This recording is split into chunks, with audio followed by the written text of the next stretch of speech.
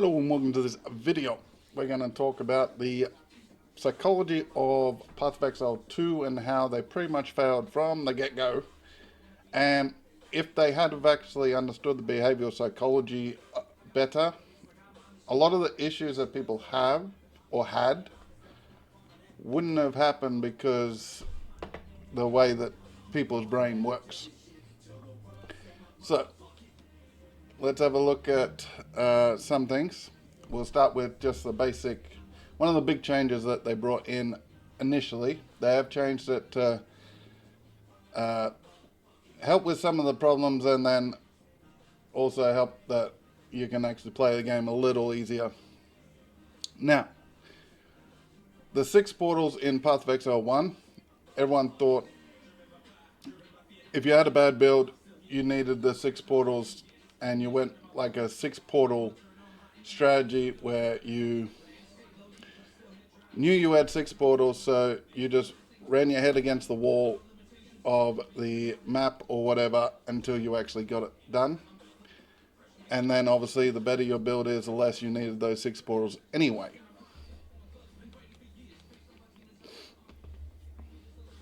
So, the way that they should have done it is that, say they want 1 portal for everything, and everything's balanced, so you get, say you take a pinnacle boss on, you then get immunity once he dies, so you don't lose the loot just because you get degened or whatever. So, you only need 1 portal. If you complete it, you complete it. If you don't, you obviously got to either go find more keys or go to the next echo. Now, if they had have gone from Path of Exile 1, 6 portals, over to Path of Exile 2, and had 3 portals across the board, people would have went, okay, most of the time I didn't need 6 portals, but I needed more than like 1. 3 is okay. The mindset, it doesn't matter whether 3 portals was too much, not enough, or whatever. Before people even played the game, the mindset would have been, yeah, okay, 3 portals, okay, just going to make sure I get a build that when I get to end game, I'll be able to do my map in 3 portals. And everyone would have had a mindset of, yeah, this is good. Okay, we're all good with that. And obviously they didn't. And due to imbalances, it made it worse. But let's say it's all balanced. 3 portals. They could have then tapered that in. So we launch 3 portals across the board. Let's say 0.2. They kept the 3 portals in the white maps. They go to 2 in yellow, 1 in red and pinnacle bosses. People wouldn't have had a problem with that either, because everyone knows by the time you get to yellow maps, you've more than likely got your character up and going, you're doing pretty well. There's obviously certain cases where you have initial power, but you need a couple of pieces of gear to actually turn it around to just 1 portal style. So that would have fixed a huge amount of negativity, and it would have just been, oh, this isn't balanced, that's not balanced, and then we can work on that. Except the negativity then stemmed to everything and created them having a headache, because we'll talk about how they nerf stuff too, but it created, oh, we don't want to touch this because they'll get cranky and we've already got so much negativity. Okay, we'll just throw a bunch of loot, or we'll buff all this and try to keep you happy. That's not exactly how it should be working. And hopefully they stop that. Either get someone else in to cop that flack so the people actually in charge aren't having mental meltdowns from negativity. But let's look at how they nerf stuff. So in Path of Exile 1, you get heaps of loot, whole heap of random. You do need a loot filter to get through the campaign. In Path of Exile 2, you don't really need a loot filter to get through Path of Exile 2's campaign. There is loot that drops that you don't need, don't care about, but generally, like, I haven't even put a loot filter on for my campaign from playing, because I played the campaign so much, I generally know what I need to get, but you're not dropping so much loot that it's incredibly screen clutter. You get to the point where you're just smashing everything, and then you're dropping a couple of uniques, a bunch of rares, you're dropping a bunch of magic, white, and then it's like, okay, maybe I need to, but then it doesn't carry on like that. It's bosses, uniques, all that special sort of event type stuff. The end game, you obviously need it because obviously you're doing a lot more content that's dropping a lot more rubbish and all that. So end game, you need a loot filter. Campaign, I don't think you do. You can get away without a loot filter unless you go, okay, I want to just see what I want to pick up because I don't know what I want to pick up. So I'm going to copy this loot filter, put it in. So this is all I have to deal with because I don't know what I need type loot filter. I've done that in other games like Last Epoch. That's a mixture between Diablo 4 and Path of Exile, where it drops a lot of loot, but a lot of it you don't want to see, so you need a loot filter to just do that. So it's like in a mixture between Path of Exile 1 and Last Epoch, sort of where you need a loot filter. So you require Magic Find to actually get big drops, which I think is terrible. You might think otherwise, but I think 0% Magic Find, you should still get enough drops that and gold and all that to actually be able to buy stuff. You should be able to clear the first area and then come back and buy a weapon, armor, whatever. Go out again, clear it again, buy some more, and pretty much get basic geared up by the time you hit the second, third area, if you want to go like that. The gold needs to drop in higher values from the get-go. Gold isn't as precious as they're trying to do it. They're trying to restrict the ability for you to respec. They're trying to restrict the ability for you to gamble stuff, for you to buy stuff from the traders, which I do not understand. Gold should drop pretty much like, yeah, if you want to clear this area 5 times and kit out your gear with magic and rares from the vendor, go do it. Go clear this area 5-10 times, get geared up, feel comfortable, and keep playing. Or you want to gamble and you want to try to get that unique that you can gamble from the vendors, and then you'd spend a couple of grand trying to get that unique.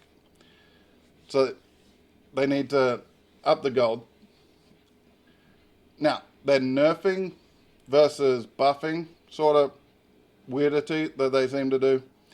They pretty much, from launch, have, okay, this is what we think these skills should be. Oh no, these people are doing too much. Nerf to the point where it's unusable. And then they don't, then now they have started to rebuff because they got so much flack, but they nerf it to the point where it's unusable.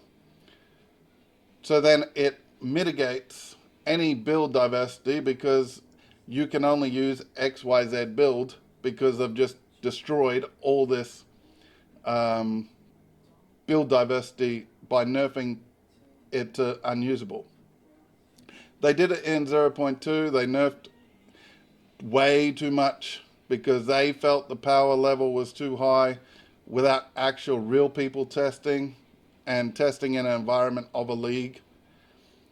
And it's, I get they don't want you to have power level, And when you get a unique through the campaign, you're meant to like jump over the moon.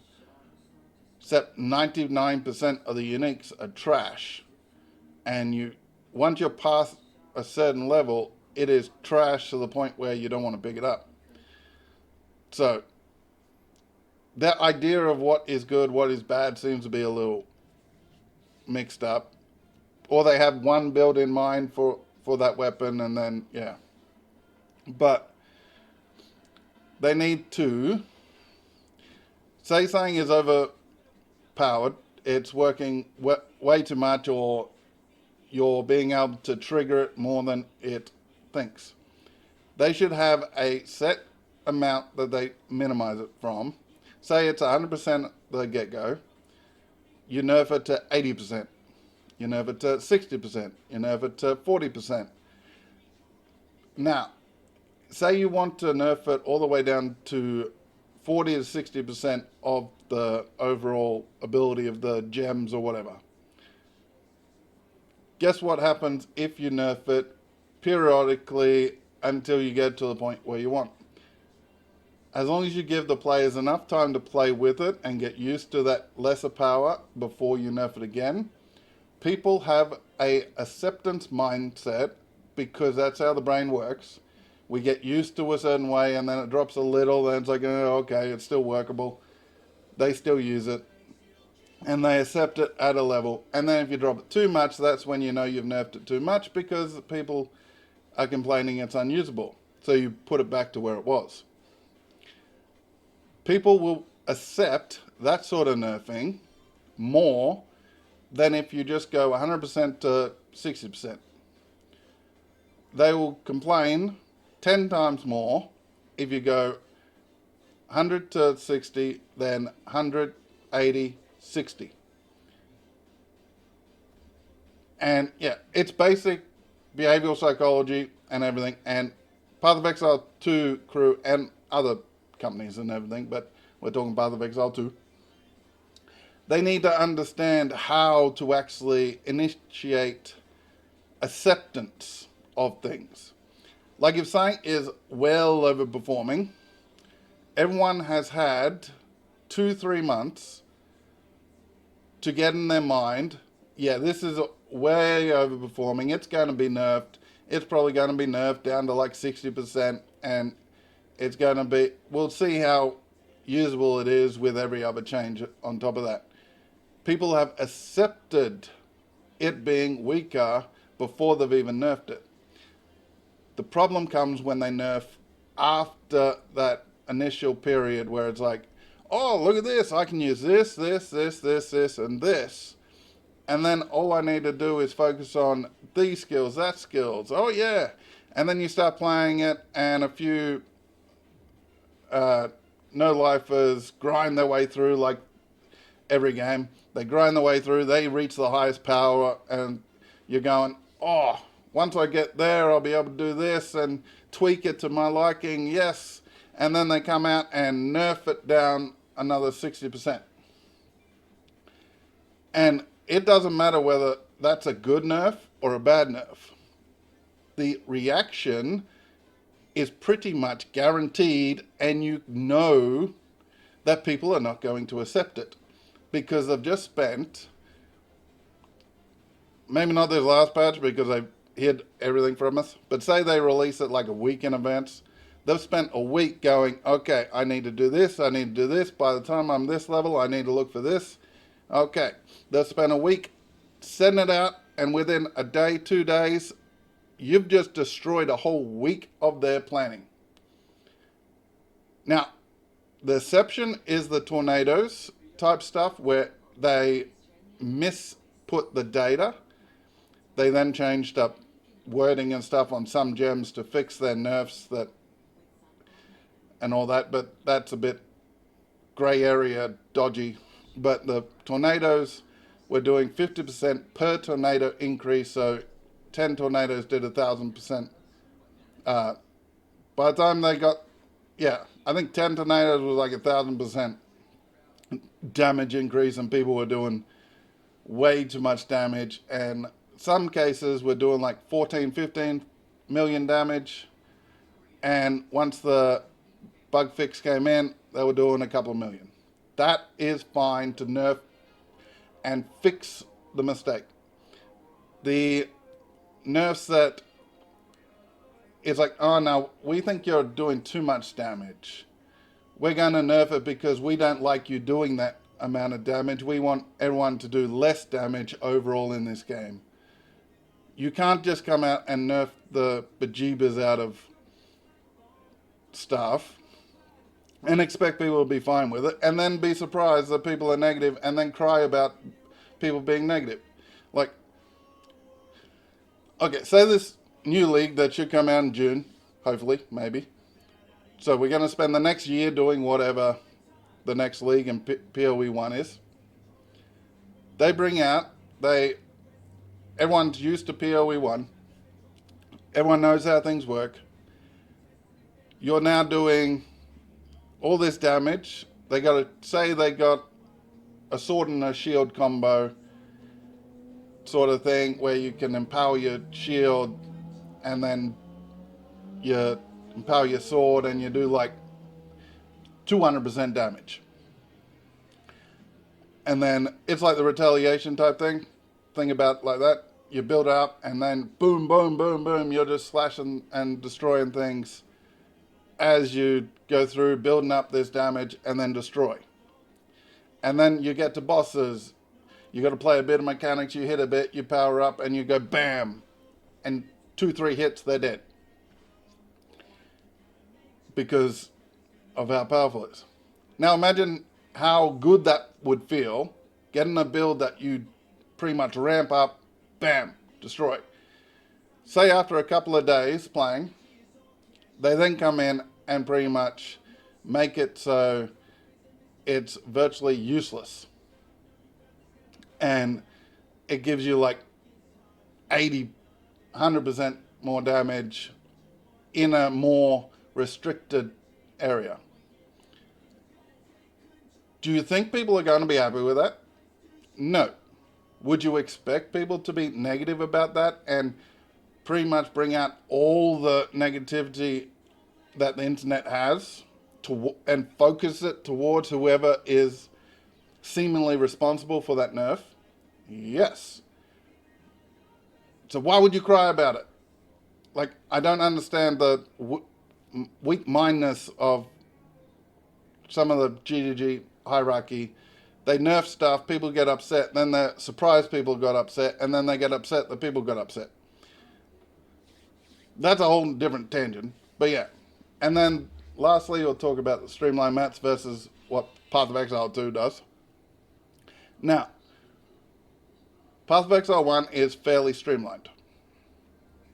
There's a couple of areas that are wider, but you got like 6 different areas you need to go to or can go to due to optional quests. Mainly Act 5 and 10, I think would be the largest areas, give or take. Now, on Path of Exile 1. Now, Path of Exile 2, they have huge open spaces. You're slow.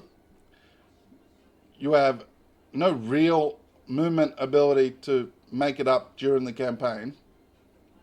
There's some, but it's conditional on what class and everything you play. But even that takes a while. And then it's void of content or reason for it being bigger. Now, they have said that we've made these massive areas that we're eventually going to probably add stuff in for you to do. In another video, I explained how the streamlining, even with extra content and stuff, it shouldn't ever make you backtrack. And I explained how you could easily fix it in like a month of reworking. But say they want huge open areas, content in certain bits and everything, same as what it is. You went from streamlined to open, void spaces, and people complained.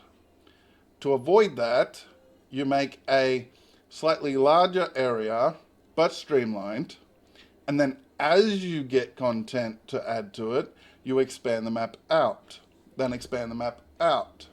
So in like 2-3 content adding patches, not just patches, but actually adding content into those areas that they want to add, it expands, it expands, it expands, and you end up with the same area, except people are used to it over the course of the period, and you're adding content in it, so people are accepting the change. People still won't accept the you're walking as slow as I do.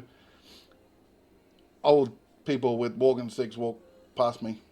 That's how slow I walk with my issues. The yeah. So the actual psychology of it is that you don't go from streamlined to open, nothing, void, pointless maps. You build it up as you add content and people are accepting of the bigger open areas. And yeah, so in general, Path of Exile 2 hierarchy either minimally understands or doesn't understand the behavior psychology of acceptance and change and how to actually implement what you want by stages. Think of the real world. Say a place wants to, we'll just say, what? Milk. Milk, random price, milk is $2. Now, the shops want their increase and all that, so they want it to be $3, $3.50. Now, most of the time they wait for a disaster or something that allows them to increase the price, but they don't just go, okay, it's $2 today, next week $3.50. No, they slowly, incrementally increase that price, get people used to it, increase it again. If there's a disaster or a drought or flooding or whatever, they then skip a couple of steps and put the price up 2-3 times and then keep it there. But in general, they incrementally, so by the end of the year, you are now paying $3.50 plus for that milk. And you are accepting it because you might not want to pay $3.50 for the milk. Same as fuel for cars, anything like that. You might not want to pay that price, but you are acceptant of the fact that that's what the price is these days. And then you buy it. Yeah, it's basic psychology. Let me know what you think, and let me know what you think Path of Exile 1 next league is going to be. I reckon it's going to be something that ties Path of Exile 2, Act 4, 5, 6 into Path of Exile 1, and they're going to use something that they're working on for 4, 5, 6 into Path of Exile 1. Just one because they've already got the models and the background working for it, on top of it would tie the games in a bit more. Depending on 4, 5, 6, it would tie the games in even more. But let me know what you think and give me your thoughts on Path of Exile 1 and Path of Exile 2 and anything else. And I'll catch you next time, and goodbye and have fun.